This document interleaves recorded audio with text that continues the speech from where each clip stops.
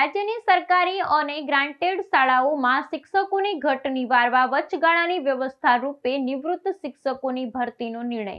આ નિર્ણય સામે ટેટ-ટાટ પાસ ઉમેદવારોએ વિરોધ નોંધાવતા રાજ્ય સરકારે નિવૃત્ત શિક્ષકોની ભરતીનો નિર્ણય રદ કરવામાં આવ્યો. શિક્ષકો ભરતી કરવાની જાહેરાત અને સંખ્યા જાહેરાત કરેલી છે, એમાં એક પણ ઉમેદવાર ઓછા લેવાના નથી.